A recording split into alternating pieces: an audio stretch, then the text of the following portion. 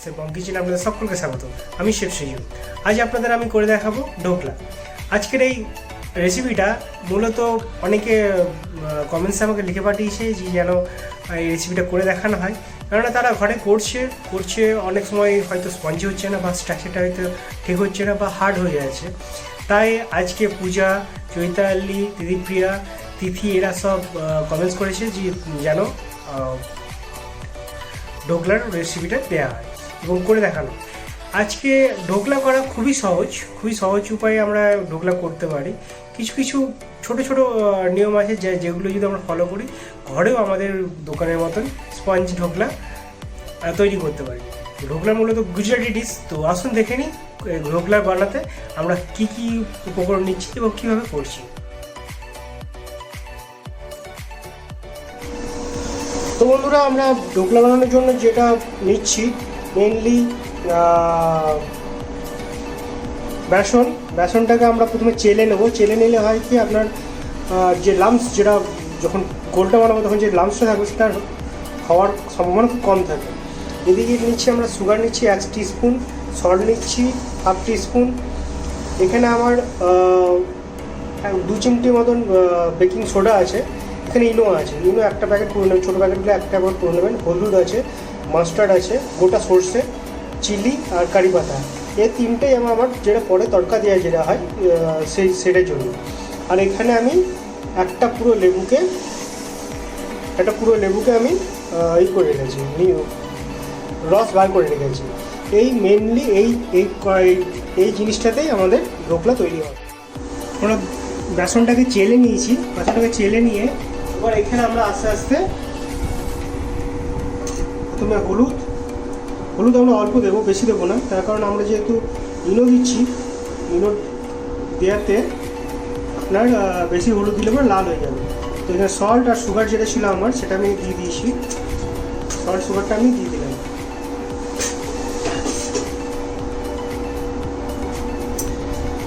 অল্প, আমি বেশি না, অল্প করে আমি লেবুর যে রস সেটা আমি দিয়ে দিয়েছি। দিয়ে পরে এটা একটু হালকা করে প্রথম মাখিয়ে নিলাম। তারপরে আস্তে আস্তে আমি এখানে জল ঢালবো।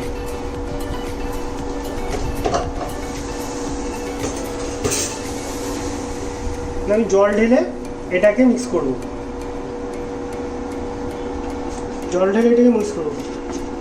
একটা জিনিস মনে রাখবেন, আমরা জলটা অল্প করে ঢালবো, বেশি একবারে সবটা ঢালবো না। সবচেয়ে যদি একবারে আমি জলটা ঢেলে দিই তাহলে আমার কিন্তু লাম্পস যেটা দানা যেটা সেটা বেঁধে দেওয়ার সম্ভাবনাটা থেকে যায়। তাই আমি আস্তে আস্তে জল ঢালবো আর মাখাবো।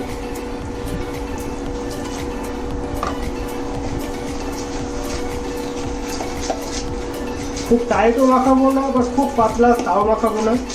হ্যাঁ, আমরা ঘরে যেমন চপ করি ঠিক অমনি যে ব্যাটারটা আমরা তৈরি করি, অমনি স্টাইলের আমরা ব্যাটারটা তৈরি করব। আর একটা জিনিস ভালোভাবে মনে রাখবেন, আপনি যেদিকে ঘোরাবেন, যদি ক্লক ওয়াইজ ঘোরান তাহলে ক্লক ওয়াইজই ঘোরাবেন, আর যদি অ্যান্টি ক্লক ঘোরান আপনার মিক্সারটা করার সময়, তাহলে তেমনি ঘোরাবেন। একবার ডান দিকে একবার বাঁ দিকে যেন না ঘোরানো হয়, তাহলে হয় কি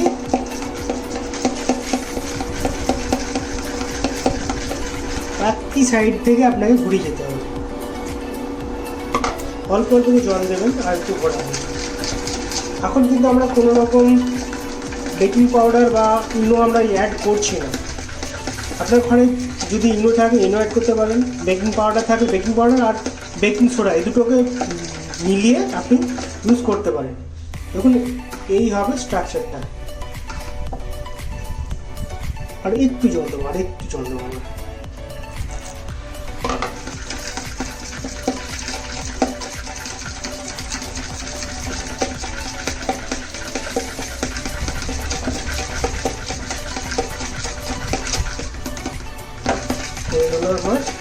ভালোভাবে এটাকে ফাটালে পরে হয় কি, যতটা হাওয়া ধরবে তত আপনার স্পঞ্জ হবে।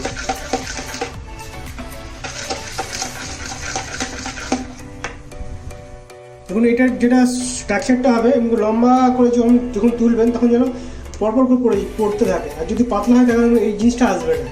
ঠিক এমনি স্ট্রাকচারটা আপনাকে আনতে হবে। আপনি ভালোভাবে এটাকে ফেটে যাবেন, যতটা পারবেন, যতটা হাওয়া আপনি ঢোকাতে পারেন, যতটা আপনি ফাটতে পারবেন তত এটা স্পঞ্জি হবে। এখনও পর্যন্ত কিন্তু কোনো রকম আমি বেকিং সোডা বা বেকিং পাউডার আমরা অ্যাড করিনি বা ইনো আমরা অ্যাড করিনি। আমি এখানে ইনো আর 1 চিমটি বেকিং সোডা আমি ইউজ করছি। আপনারা ঘরে বেকিং সোডা আর খাবার সোডা যেটা কুকিং সোডা যেটা আমরা দুটোকে অ্যাড করতে পারেন। আর যদি খালি কী বলে আপনার ইনো অ্যাড করতে পারেন। আমাদের এই ব্যাটারটা হয়ে গেছে, আমি এই ব্যাটারটাকে হাফ অ্যান আওয়ারের জন্য রেখে দিচ্ছি। পট নিয়ে নিয়েছি, প্রেসার কুকার নিয়ে নিয়েছি, ওইটা আমার ব্যাটারটা তৈরি করে রেখে দিয়েছি। ওইখানে কিন্তু আমি এখনো পর্যন্ত কোনো বেকিং পাউডার ইনো আমি অ্যাড করিনি। আমি তার পাশাপাশি ওইটি আধা ঘন্টা তো যখন রেখেছি তার পাশাপাশি আমি একটা পট নিয়ে নেব। পট নিয়ে সেটাকে আমি গরম করতে দেবো, কারণ একটা প্রিহিট আমার চাই। সেখানে 1 কাপ মতন আমি জল ঢেলে দেবো, এটা গরম হতে দেবো আমি।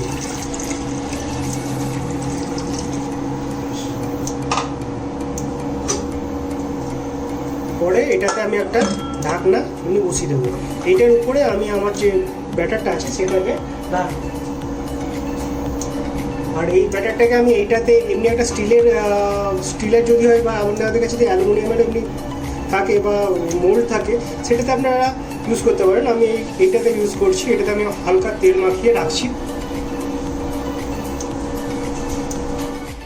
আধা ঘন্টা হয়ে গেছে, আমরা আধা ঘন্টা পর এসেছি। এবার এটাতে আমি যেগুলো মেশাবো, যেটা ইনো আছে সেটা, আর অল্প যেটা বেকিং সোডা ছিল, বেকিং সোডা না, হ্যাঁ বেকিং সোডা, সেটা আমি মিশিয়ে দিলাম। আর এর সঙ্গে এটাকে মিশিয়ে প্রথমে এটাকে মিশিয়ে নেব। তো ভালোভাবে মেশাবেন, ভালোভাবে মেশালে দেখবেন এটা কেমন, এটা দেওয়ার সঙ্গে সঙ্গে দেখুন কেমন এটা ঝাঁক তৈরি হয়ে যাচ্ছে। এটা কেমন বেরোতে শুরু করে দিয়েছি, বড় বেশি হতে শুরু করে দিয়েছে। এখানে আমি অল্প তেল দেবো, অল্প তেল, বেশি নয়।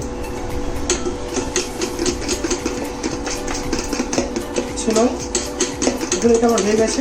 এবার এটাকে আমি যেটা তেল মাখানো যে পটটা ছিল এটাতে আমি আগেই আমি দেখে নিয়েছি, এখানে আমি তেল মাখিয়ে গেছি। তেল মাখানো এটাতে আমি এটাকে ঢেলে দেবো।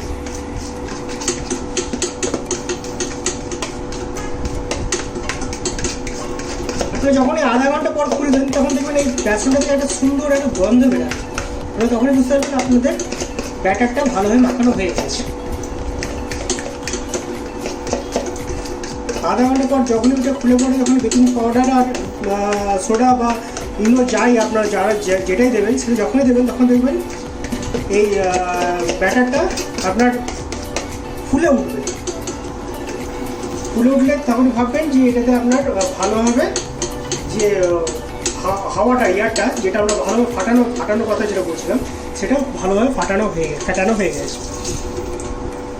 খুব ভালোভাবে ফ্যাটানো যদি হয়ে থাকে আপনি 100% নিশ্চিত থাকবেন আপনার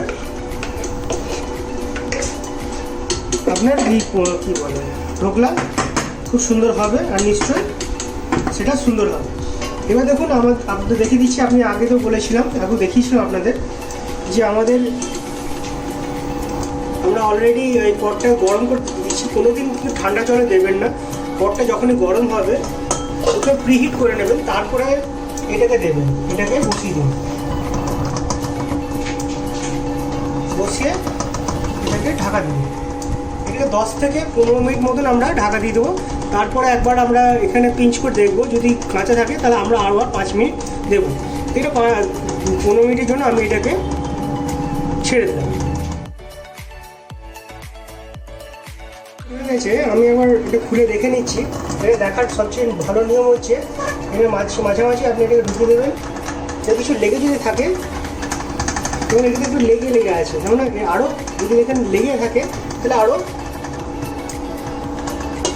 5 মিনিট মতন আপনি এটাকে রেখে দেবেন। ঠিক আছে, আমরা এটাকে সাইড করে রাখছি। সাইড করে রেখেছি, তারপরে দেখুন আমি আরও দেখে দিচ্ছি আপনাদের,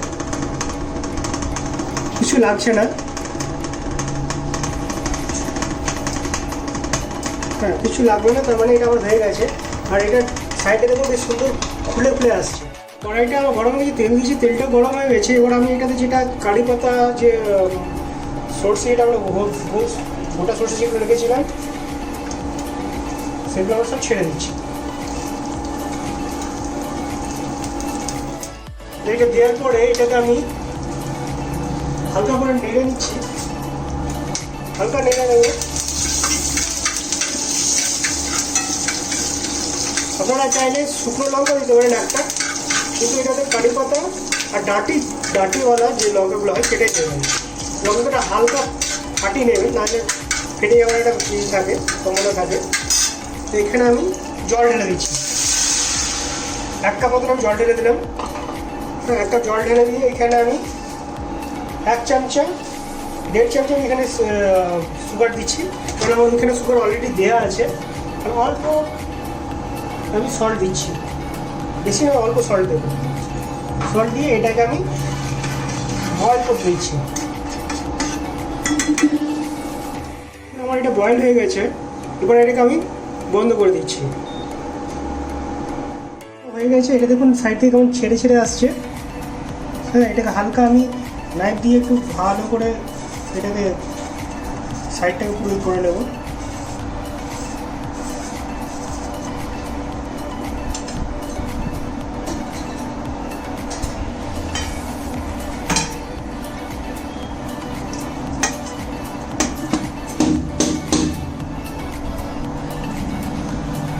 দেখুন সুন্দর কেটে হয়ে গেছে, স্পঞ্জি হয়েছে। একটা জিনিস মনে রাখবেন, এটা স্পঞ্জি হয়েছে, এটা কি গরম গরম কেটে কিন্তু দেবেন না। গরম গরম কেটে করে সুগার সিরাপটা কিন্তু ঢালবেন না, এটাকেও একটু ঠান্ডা হতে দেবেন, অল্প ঠান্ডা, ফুসুর ফুসুর যেন ঠান্ডা হয়ে যায়। আর এটা হালকা ঠান্ডা। এবার দেখুন এটা আমি কাটছি,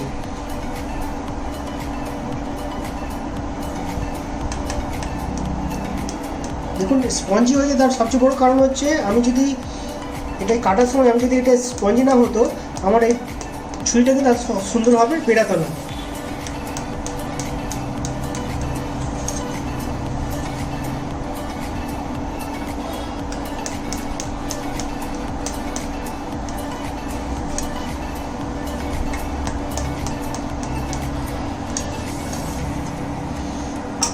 এবার আপনাদের দেখিয়ে দিই স্পঞ্জির কেমন হয়েছে।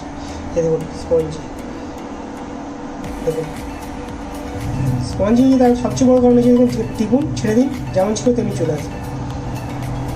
এবার এটাকে প্রথমে কেটে এই জন্য নেওয়া হচ্ছে, কাটার পরে আমরা যে সিরাপটা আছে সেটা দেবো, তার কারণটা যেন পুরোটাতেই যেন সিরাপটা যেন খেয়ে নেয়। তো এবার সিরাপটা দেওয়া শুরু করছি আমি। আপনারা ডাঁটিয়ালাই নেবেন, এটা অনেকটা সিরাপ কিন্তু খাবে।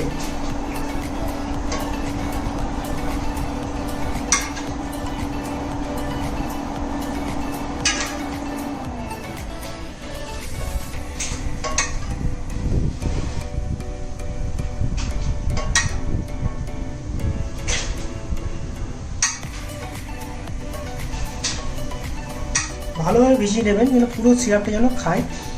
যে ফাঁক যেগুলো কাটা আছে তার মাঝখানে মাঝখানে দেবেন, যেন ভিতরেও যেন এটা খেয়ে নেয়, পুরো সিরাপটা যেন সব জায়গাতে যেন পৌঁছায়। তাহলে আপনার খেতেও সুস্বাদু হবে আর সফটও লাগবে। এটা হয়ে গেছে, এটা আপনি এবার দেখুন এটা আমার হয়ে গেছে সুন্দর। আর একটা পিস আপনাদের আরেকবার দেখিয়ে দিচ্ছি। দেখুন দেখুন কি সুন্দর সুন্দর হয়ে গেছে।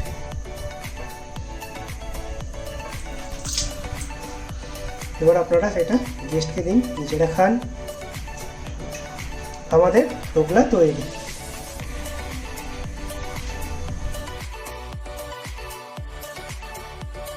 আজকের রেসিপি আপনাদের কেমন লাগলো আমার কমেন্টস করে জানান, এবং যারা জানতে চেয়েছিলেন তাদের স্পেশালি তোমরা ঘরে তৈরি করো, করে পরে আমার কমেন্টসে বলো কেমন হয়েছে। আর আপনাদের কাছে যদি এমনি কোনো স্পেশাল রেসিপি থাকে যে আমাদের সঙ্গে শেয়ার করতে চান, নিশ্চয়ই ভিডিও করে পাঠান, আমরা আপনাদের রেসিপিও আমাদের চ্যানেলে শেয়ার করব। আর কেমন হয়েছে আমাদের কমেন্টস করুন, লাইক করুন, বেল আইকন প্রেস করুন, আর নিশ্চয়ই সাবস্ক্রাইব করতে ভুলবেন না। আর হ্যাঁ, আপনাদেরও যদি এমনি কিছু মনে হয়, কোনো রেসিপি আপনারা জানতে চান বা কোনো কিছুতে ডাউট আছে, নিশ্চয়ই সেটাও আমাদের কমেন্টস করে জানান। আমরা যতদূর সম্ভব আমাদের পক্ষ থেকে সেটাকে শর্ট আউট করার চেষ্টা করব।